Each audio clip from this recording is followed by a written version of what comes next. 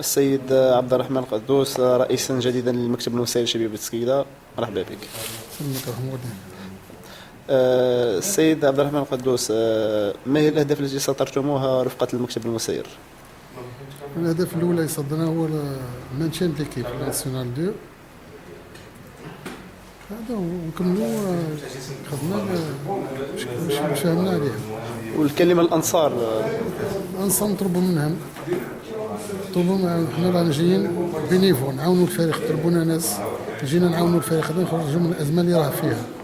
نطلب منهم يكونوا ورانا في السراء والضراء مهما كانت النتيجة، فوز ولا تعادل ولا انهزام. نطلبهم يكونوا يمشيوا معنا، بربي ان شاء الله ما نخيبوش امالهم. هذا فريقهم وفريقنا الكل، ولا بد الفريق ما نخليوش يضيع.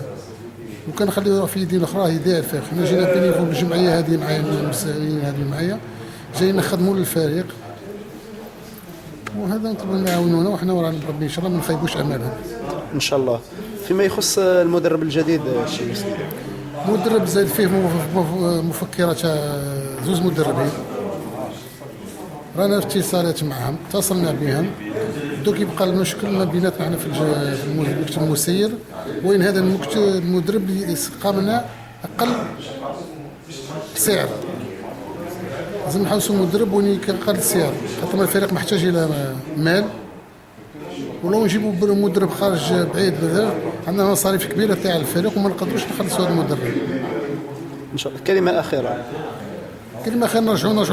نرجعوا حنا جينا قلب وحب للفريق هذا، كلفوا وعيطونا ناس على مستوى الولايه ومستوى البلديه، وناس محبين الفريق في الساحه الرياضيه تاع شبيبه تسكيده. طلبونا باش نجيو رانا طلبنا الطلب تاعهم،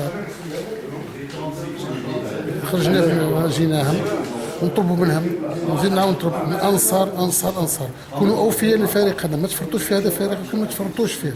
راه عندكم فريق في المستوى، كونوا مع بربي ان شاء الله ما نخيبوكمش. عطيونا وقت، حنا راه جايين نخدموا حبا للفريق، عطيونا وقت بربي ان شاء الله راه ما نخيبوش امالكم، وكونوا وراء الفريق ولا الفريق مهما كانت الظروف. واختونا من العنف والشتم في الملعب. إن شاء الله. هذا واش طلبوا لهم. السلام عليكم. إن شاء الله.